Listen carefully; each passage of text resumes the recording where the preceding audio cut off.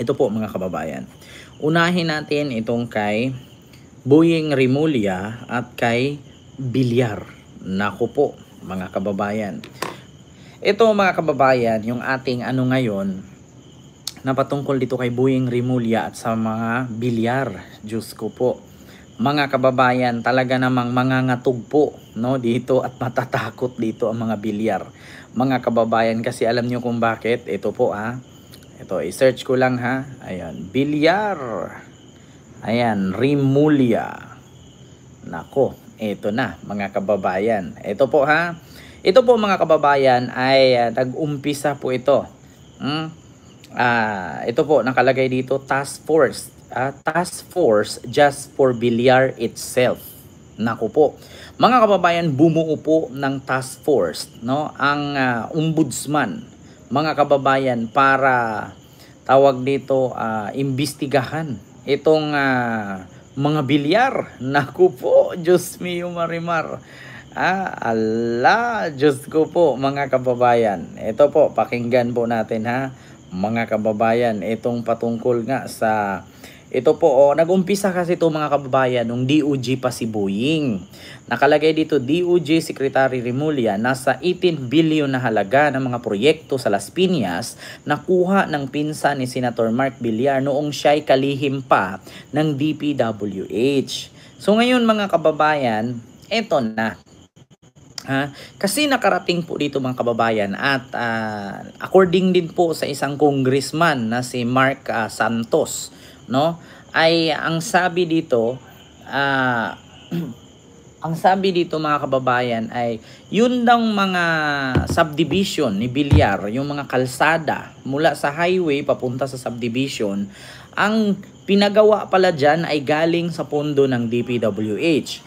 Yung mga tawag dito, yung mga may tawag dyan flood control sa gilid ng mga subdivision ni Bilyar, ay ang nagpondo din po niyan ay DPWH. Yung mga pinagawa na mga flood control, doon yung mga nasa gilid or katabing ilog, katabing dagat, no, diyan sa mga property ni Bilyar na ginawa nilang business, itong real estates, no, or mga house in lot na binibenta, yung kalsada diretso sa mga bahay na bininta nila, mga kababayan, ay galing pala yan sa pondo ng DPWH. Naku po. So ito po mga kababayan, pakinggan po natin. Ito po ongoing, we have statements leading of a money trail leading to him, narrations of fact that are there already. But of course, we want to buttress it with other evidence, which we're looking to right now. Ano nga pag wala ka makitang AMLA trail, then you have to follow a cash trail, and we will find it.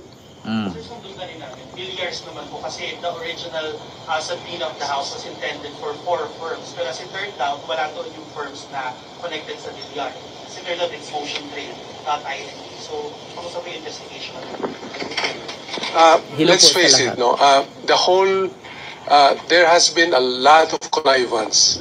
Congress, DPWH, even the agencies that were supposed to monitor the fund movements, no? So definitely there was total connivance, and the fact is that congressmen and senators are told by DPWH kung saan distrito sila pwedeng magbaba with SOP. Napakaliwanag nun. There are favorite district offices where they give very high SOPs, no? And maliwanag na yun, no, sa findings ng ICI.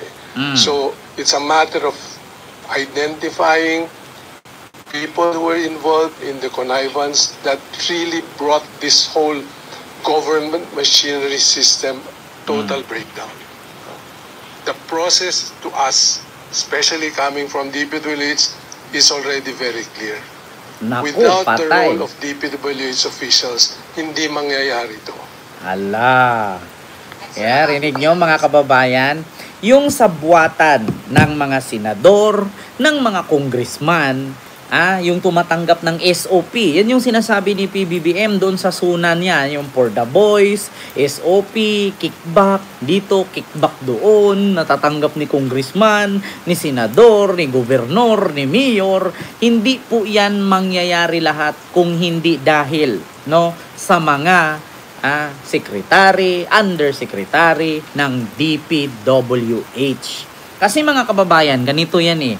Hindi po si congressman, si governor, si senador, si mayor makatanggap ng kickback, dito sa mga flood control, project or funds or pondo kung hindi po ito inaaprubahan ng DPWH, Sa madaling salita mga kababayan, ang punot dulo dito, talaga ang mapuputukan dito si Bunuan, si Bernardo, si Villar. May isa pa yung dating pumalit kay Villar pero hindi naman natin nakitang sangkot yun kasi pumalit lang yun kasi tumakbo si Mark Villar ng pagkasenador.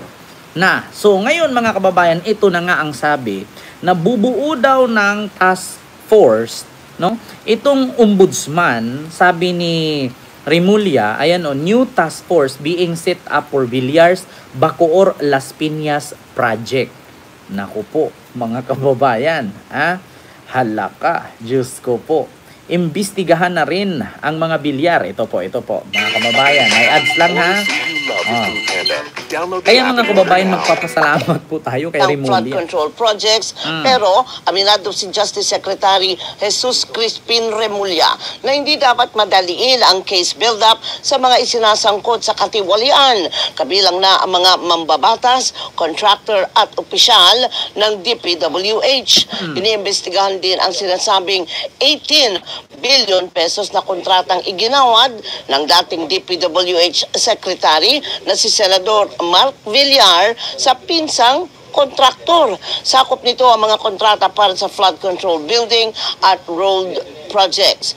Ayon kay Secretary Remulla, sakop din ng investigasyon sina dating Senador Cynthia Villar at anak na si Senador Camille Villar. Patay. Kaya first kasi nga yung contractor doon sa lugar nila. So, that's a prohibited interest. But we have to flesh it out. Kasi we cannot rely on a newspaper as a source of evidence. It's just a media gives us the leads that we have to follow. Sa ngayon, wala pang inilalabas na pahayag sa issue ang mag-iinang Villar. Nako po, patay kayo dyan mga kababayan. Talagang iyayariin po talaga mga kababayan. Talagang iyayariin po talaga ni Boying. Kasi bakit mga kababayan? Questionably po kasi. Kasi bakit mga kababayan ganito? Yung kalsada kasi sa kanila, mga kababayan, halimbawa, meron akong halimbawa dito tayo sa may Cavite. Yung Cavite, 'di ba may highway 'yan. Sabihin natin dito tayo sa Molino, yung Molino Cavite highway 'yan. Merong iskinita diyan papasok papunta sa village ni Villar. Kung example lang ha, iskinita 'yan, tapos papasok diyan sa village ni Villar. Ngayon mga kababayan, yung village na 'yun, ginawa 'yon sa pamamagitan ng pondo mula sa DPWH papunta doon sa ilang mga daan-daang bahay na house and lot na negosyo nila.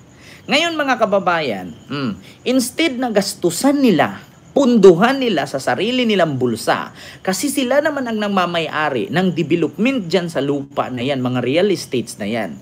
Yung flood, yung ilog, para hindi pasukin ng baha yung kanilang negosyong mga real estates. Yung flood control na ginamit doon ay galing sa DPWH.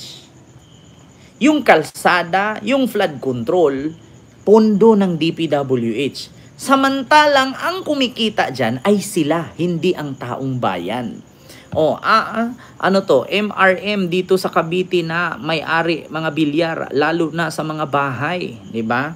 Ito po mga kababayan, isa sa patunay na mismo yung congressman na tumalo, mga kababayan. Yung congressman na tumalo kay Cynthia Villar, ito po mga kababayan, si Mark Santos to Villar. Ito po mga kababayan tingnan natin. Yung kanyang told me that huwag ko na daw siyang kamayan kasi sinisiraan ko daw yung family nila. So, ito ba yung nag-viral video right. last October? Yes, that's right. Yun yung nag-viral video wherein he cast me dun sa inside the church. There were issues before na nagkaroon daw kayo ng alitan. Can you describe to us, ano ba itong alitan na ito? Actually, nagkaroon ng incident sa isang church during a town fiesta concelebrated mass. Hindi ito eh. Higit 18 bilyong piso na kontrata na nakuha umano ng kumpanya na may koneksyon kay dating DPWH Secretary at ngayon Senador Mark Villar ang naisiwalat na award umano ang bulto ng proyekto kung hindi sa baluarte nila sa Las Piñas ay sa malaking bahagi naman ng Calabarzon. Narito ang exclusive agenda report ni Joash Malimban. We have to push for more accountability sa mga projects. Dapat dagdagan pa yung mga measures natin para hindi na maulit yung mga substandard projects. August 19, 2025, nang magsalita si Senator Mark Villar sa Senate Blue Ribbon Committee para isulong ang pagkakaroon ng isang master plan sa flood control projects at pagpapalakas ng accountability measures sa mga proyekto ng pamahalaan. Si Senator Mark ang nagsilbing DPWH Secretary sa Administrasyong Duterte mula 2016 hanggang 2021. Siya rin ang naglagay sa pwesto ng ilan sa mga itinuturing na BGC Boys o Bulacan Group of Contractors na ilan sa most controversial personalities ngayon sa flood control scandal.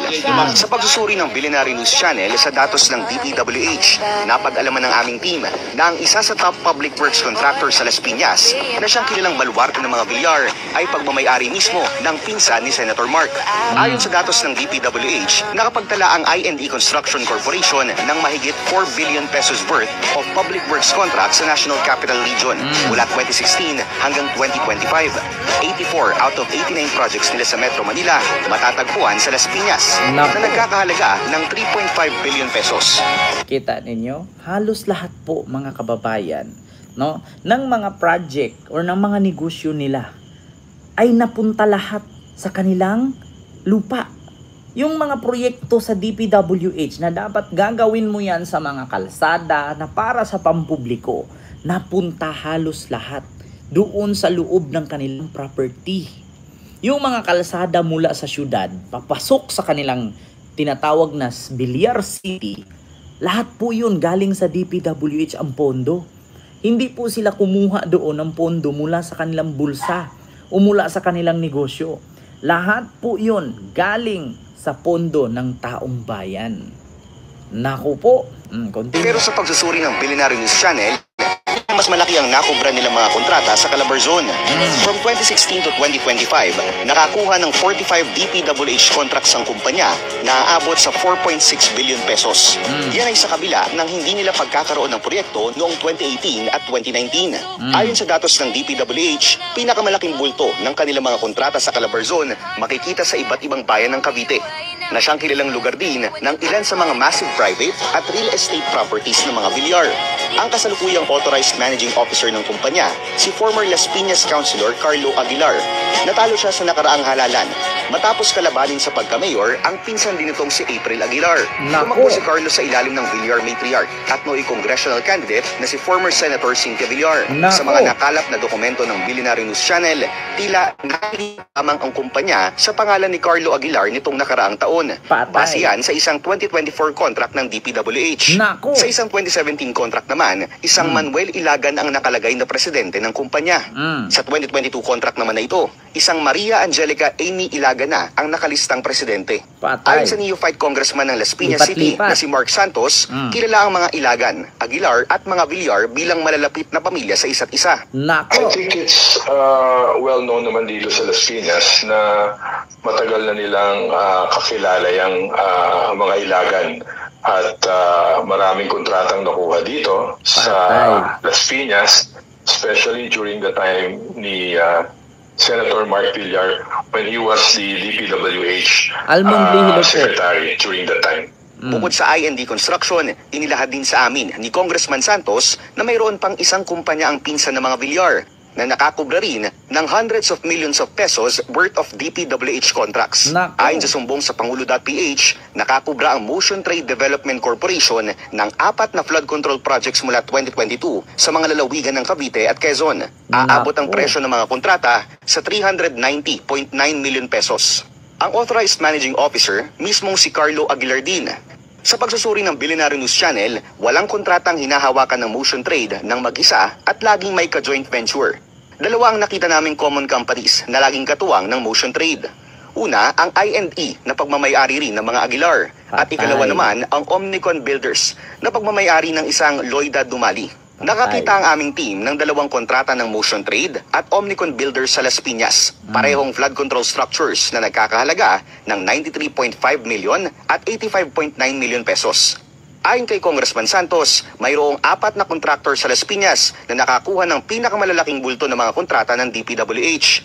Kabilang dyan ang 2 kumpanyang pagmamayari ni Aguilar at ang Omnicon Builders.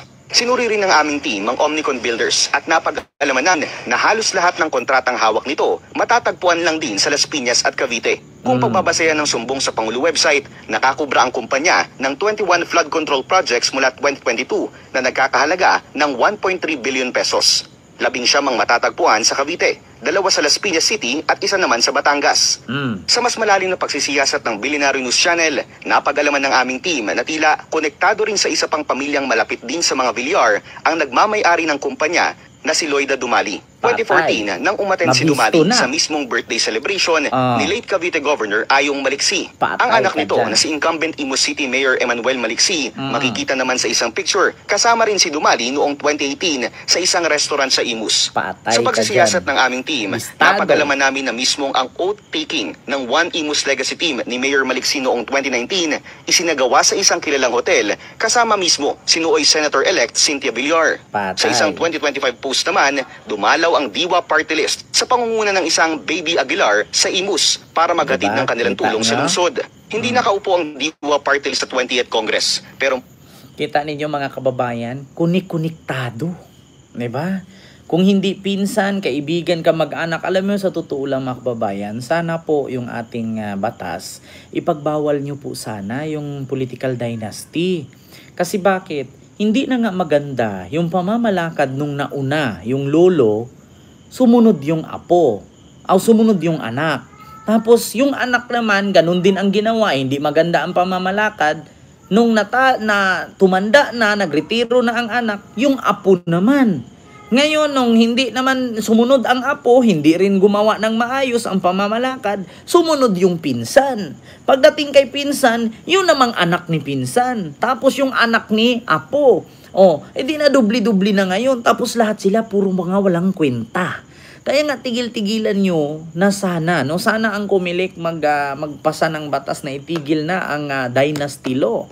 'Di ba? Yung political dynasty law kasi walang nangyayari. Di ba kita ninyo? Halimbawa, katulad kay Sara ngayon. Si Sara naging vice president, pero pag tinanong mo ano bang nagawa niya sa Pilipinas, nga. Kasi bakit siya nanalo? Kasi presidente ang tatay niya. Ngayon si Sara, tatakbong presidente. Tapos isang beses lang ang presidente tumakbo, sa sunod hindi na pwede. Sino ang sunod patakbuhin? Yung kapatid na naman, si Baste. Pag hindi na naman tapos na ang termino ni Baste, susunod naman si Pulong. Pagkatapos ni Pulong, susunod naman si Kitty. Tapos lahat sila pare-pareho lang ang ginagawa. Walang kwenta. Diba? Kita ninyo. Dapat itigil nyo na yan eh. Alam nyo, naniniwala ako, itong mga Villar, pumasok ito sa politiko, ito si Camille, si Cynthia, si Mark, hindi para magnakaw. Para saan? Para protektahan ang kanilang negosyo. Kasi kung naalala ninyo noon, walang nag-iimbestiga dito nung panahon ni Digong. Kasi bakit? Mga bilyonaryo to, mahirap kalabanin. Yun ang nasa isip ng mga kukontra. Ngayon si Boying, bumuo ng isang task force or isang samahan na mag-imbestiga dito sa sangkot na 18 billion. Naku po, mga kababayan. Kita ninyo. Anong sabi ni Boying? Bumuo na sila. Naku, patay. Kita ninyo, suma total natin na, i-continue natin kung magkano ang pondong nakuha nila. Mula 2010 hanggang 2019, naupo bilang representative nito ang asawa ni Senator Mark Villar na si ngayon DSWD Undersecretary Emeline Aglipay Villar. Ang kapatid ni Yusek Emeline na si Michael Aglipay naman ang humalili bilang representative ng party list. Si former Congressman Aglipay rin ang nakalagay na CEO ng Maxi Homeland and Development Incorporated, isang kumpanya na una nang inireport ng Philippine Center for Investigative Journalism na na-acquire ni Senator Mark mula pa noong 2009. Kung susumahin, aabot sa 233 projects o katumbas ng 9.8 billion pesos ang mga kontratang nakuha ng Omnicon Builders sa NCR at Calabarzon mula 2016. Pinakamalalaking bulto nito makikita sa Cavite at Las Piñas. Ayon sa datos ng DPWH, biglang lobo ang mga kontratang nahawakan ng Omnicon sa Calabarzon mula 2021. From 356 million noong 2020, naging 887 million pesos ito sa sumunod na taon. Diba? May 2024 and 2025, umaabot na sa mahigit 2 billion pesos ang mga nakukuha nitong kontrata sa rehiyon. Kung pagbabasihan ng mga datos na nakuha ng BNC, aabot sa at least 367 contracts from 2016 o katumbas ng 18.5 billion pesos ang nakubra ng umano'y. Kita ninyo, 18.5 billion ang nakuha nila sa 300 plus contract. Kita nyo yan? Diyos ko, 18.5 billion. Talaga naman, pag naipon mo yan. Pag naipon mo yan, tas mag-business ka pa, tas business ka ng business. Hindi, manganganak na manganganak yun. Hindi lang billion, trillion pa. Diyos ko po. Alam nyo, yung salitang milyon, kapag mamanalo ka ng 1 milyon, tuwang-tuwa ka na eh. Billion pa kaya? Di ba mga kababayan? Ilang libong 1,000 yun? Ilang milyong 1,000 ang 1 bilyon? Diyos ko po, napakarami. Napakalaking pera po yan. Ang tanong, lahat po ba ng proyekto na yan? Wala bang substandard dyan? Lahat po ba ng mga proyekto na yan? Wala bang kickback dyan? Napakalaki talaga mga kababayan. Kaya yun po, gumawa or bumuo ng task force ang ombudsman para imbestigahan ito. Nako po, kung kamakailan lang nabalitaan natin sa post ni Ramon Tulfo na nagwala daw itong si Villar sa loob ng ICI. Iniskurtan daw ito ng mga sundalo, pinalabas. Nako po. Nako, walang sinasanto si Buying.